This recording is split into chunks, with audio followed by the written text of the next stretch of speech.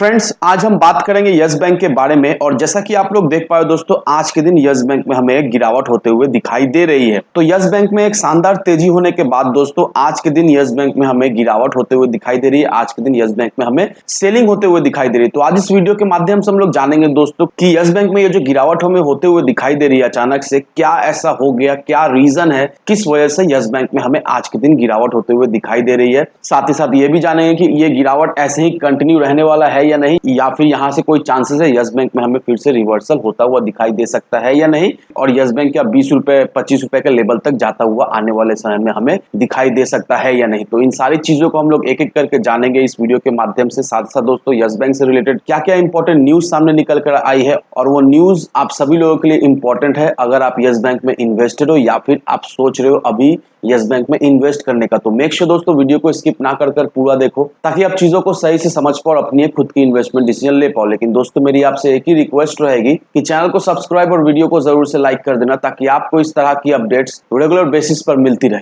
तो चलिए friends, video को स्टार्ट करते हैं। तो सबसे पहले अगर इसके आज के कारोबार पर नजर डालें तो स्टॉक जो है ओपन हुआ 17 रुपए 30 पैसे में, हाई बनाया इसने 17 रुपए 50 पैसे का, लो बनाया इसने 16 रुपया 15 पैसे। और आप देख पा रहे दोस्तों किस लेवल पे ये ट्रेड कर रहा है, और साथ साथ इंट्राडे में ये हमें 4% से भी ज्यादा टूटता हुआ दिखाई दे रहा है आज के दिन। वहीं अगर पिछले 5 दिनों के परफॉर्मेंस को देखेंगे दोस्तों, पिछले 5 दिनों में यस बैंक में हमें एक अच्छी खासी तेजी बनते हुए दिखाई दी है, और पिछले 5 दिनों में यस बैंक ने करीब करीब 19 साढ़े 19% का अपने इन्वेस्टर्स को रिटर्न बनाकर दे दिया। लेकिन आज के दिन से ग्रेजुअली यस बैंक में हमें गिरावट होते हुए दिखाई दे रही है। तो इन्वेस्टर्स इस चीज को लेकर परेशान है कि आखिर यस बैंक में किस लिए गिरावट होते हुए दिखाई दे रही है, और ये गिरावट इसी तरह से कंटिन्यू रहने वाली है या नहीं। तो होपफुली दोस्तों इस वीडियो के माध्यम से आपको क्लियर हो जाएगा किस वजह से गिरावट होते हुए दिखाई दे रही है, और आने वाले समय में कौन सा लेवल तक यस बैंक हमें जाता हुआ दिखाई दे सकता है। लेकिन सबसे पहले दोस्तों इस आर्टिकल को देखो। 24 अगस्त को yes bank extra ordinary general meeting रखने वाली है, और ये ईजीएम स्पेशली किस वजह से रखी गई है, ये ईजीएम शेयर होल्डर से अप्रूवल लेने के लिए रखी गई है, ताकि yes bank 8,900 crore rupees capital infuse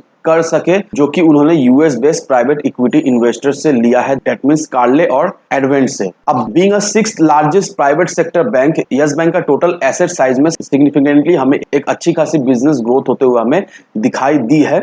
अब यस बैंक ने ये जो 8,900 करोड़ रुपीस का जो कैपिटल रेस किया है, वो बेसिकली दो तरीका से कैपिटल रेस किया है। पहला जो 5,100 करोड़ रुपीस है वो इक्विटी शेयर के माध्यम से कैपिटल रेस किया गया है, और 3,800 करोड़ रुपीस वो इक्विटी शेयर वारंट्स के माध्यम से रेस किया गया है। और दोनों इन्वेस्टर्स दैट मींस कार्ले और एडवेंट इंटरनेशनल, ये दोनों ने ही इस कैपिटल के अगेंस्ट में 10-10% का स्टेक ओन कर लिया है यस बैंक में। अब 24 तारीख को ये जो ईजीएम होने वाला है, उसमें basically yes bank share holder से परमिशन लेने वाली है कैपिटल इन्फ्यूज करने के लिए, और फंड रेस का प्लान भी शेयर होल्डर्स के साथ डिस्कस की जाएगी ये 24 तारीख का ईजीएम में।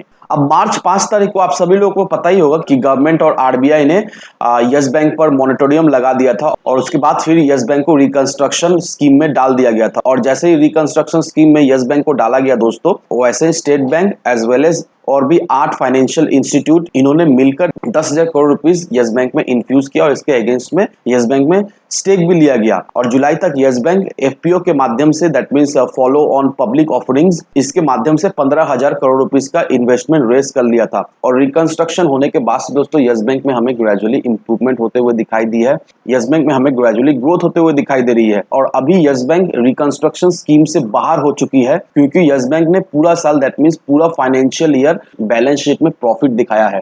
और रिकंस्ट्रक्शन स्कीम का मतलब यही होता है कि अगर आरबीआई किसी भी बैंक को रिकंस्ट्रक्शन स्कीम में डालती है, तो टर्म्स यही रहता है कि अगर वो पर्टिकुलर बैंक पूरा साल प्रॉफिटेबल रहे, तभी वो जाकर रिकंस्ट्रक्शन स्कीम से बाहर निकल सकता है, नहीं तो नहीं निकल सकता है। और यस बैंक जो है वो अभी रिकंस्ट्रक्शन स्कीम से बाहर निकल चुका है, दैट मींस यस बैंक ने अपने काबिलियत को साबित कर दिया है रिकंस्ट्रक्शन स्कीम से बाहर निकलकर। अब यस बैंक सिर्फ और सिर्फ स्टेबल नहीं हुई है, यस बैंक का बैलेंस शीट में भी ग्रोथ होता हुआ हमें दिखाई दे रहा है, एसेट क्वालिटी में भी इंप्रूवमेंट होता हुआ दिखाई दे रहा है, और उसका कैपिटल बेस भी हमें मजबूत होता हुआ दिखाई दे रहा है।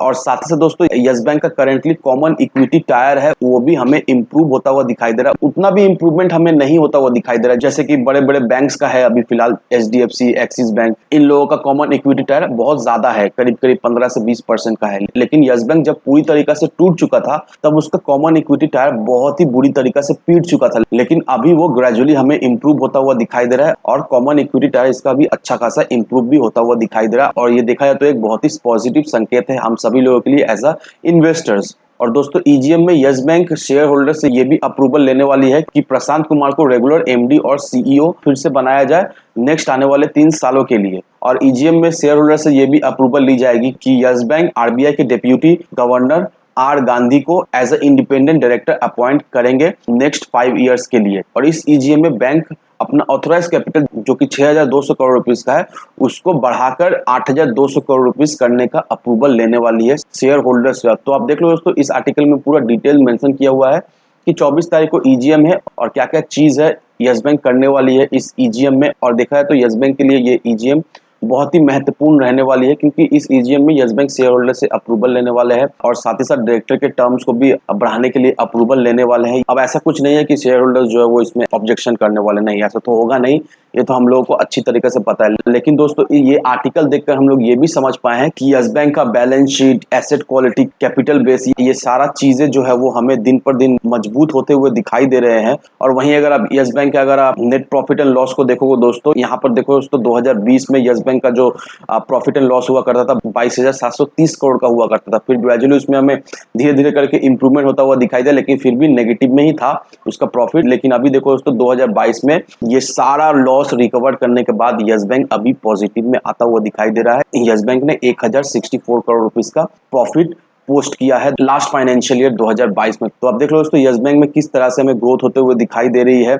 इसका ईपीएस देखो दोस्तों, सारा चीज जो है वो हमें नेगेटिव में ही दिखाई दे रहा था, लेकिन अभी सारा चीज जो है वो अभी यस बैंक का हमें सुधरता हुआ दिखाई दे रहा है, अभी पॉजिटिव होता हुआ दिखाई दे रहा है। आरओई देख लो, वो भी नेगेटिव में था, अभी पॉजिटिव हो गया। तो आप देख लो दोस्तों किस तरह से यस बैंक में हमें एक अच्छी खासी इंप्रूवमेंट, एक अच्छी खासी ग्रोथ होते हुए दिखाई दे रही है। और रहा सवाल ये कि यस बैंक में आज हमें क्यों गिरावट होते हुए दिखाई दे रही है, तो आप इस चार्ट को देख लो दोस्तों। ये चार्ट देखकर आप अच्छी तरीका से समझ जाओगे कि आज यस बैंक में हमें क्यों गिरावट होते हुए दिखाई दे रही है। और मैंने आपको 2 दिन पहले ही बता दिया था कि यस बैंक में शॉर्ट टर्म में हमें गिरावट होते हुए दिखाई देगी और वो गिरावट देखकर आपको बिल्कुल ही घबराना है नहीं दोस्तों। फर्स्ट ऑफ ऑल इस चार्ट को देखो, ये देखकर आप समझ जाओगे। यहाँ पर देखो दोस्तों, पहला चीज इसका देखो वो है आरएसआई। आरएसआई यस बैंक का जो है वो ओवरबॉट होता हुआ दिखाई दे रहा है। और आपको अच्छी तरीके से पता है दोस्तों कि आरएसआई जब जब ओवरबॉट होता है तब तब उस स्टॉक में जितना भी अच्छा मूवमेंट हो उस स्टॉक में हमें गिरावट होते दिखाई देगी ही देगी। और अभी सेम चीज हो रहा है दोस्तों, यस बैंक का आरएसआई जो है वो ओवरबॉट हो चुका था और आज के दिन तो ऑब्वियस था यस बैंक में गिरावट तो होना ही था, बस वही हो रहा है दोस्तों। और ये गिरावट देखकर आपको बिल्कुल ही डरना है नहीं। मैंने 2 दिन पहले जो आपको टारगेट दिया था, मैं अभी भी उस टारगेट में स्टिक हूँ। यस बैंक का जो टारगेट शॉर्ट टर्म के लिए निकल कर आ रहा है वो 20 से 25 रुपए का अंदर में इसका टारगेट निकल कर आ रहा है। तो जो लोग यस बैंक में 13, 14, 12 रुपए में इस लेवल पे एंट्री करके रखे हैं, तो सलाह यही रहेगी कि अभी प्रॉफिट बुक ना करें। अभी स्टॉक हमें करेक्ट होता हुआ थोड़ा दिखाई दे रहा है, लेकिन ये गिरावट देखकर आपको बिल्कुल ही घबराना है नहीं दोस्तों। अभी यस बैंक में सारा चीज हमें पॉजिटिव ही दिखाई दे रहा है और कुछ ट्रेडिंग सेशन के बाद दोस्तों यस बैंक में हमें फिर से तेजी बनते हुए दिखाई देगी। और जो लोग सोच रहे हो अभी करेंट लेवल पर इन्वेस्ट करने का दोस्तों, तो मेरी सलाह यह रहेगी अभी फिलहाल इन्वेस्ट ना करो। 15 या 14.5 रुपए इस लेवल पर ट्राई करो एंट्री लेने का। अगर स्टॉक इस लेवल तक जाता है तो वहां से आप फ्रेश एंट्री ले लो, लेकिन अभी मुझे ऐसा लगता है कि ये लेवल सही नहीं है एंट्री लेने का। अगर आप शॉर्ट टर्म इन्वेस्टर हो, अगर आप शॉर्ट टर्म के नजरिए से चाह रहे हो इन्वेस्ट करके शॉर्ट टर्म में रिटर्न कमाने का, तो ये लेवल सही लेवल नहीं होने वाला है। मैंने जो आपको बोला है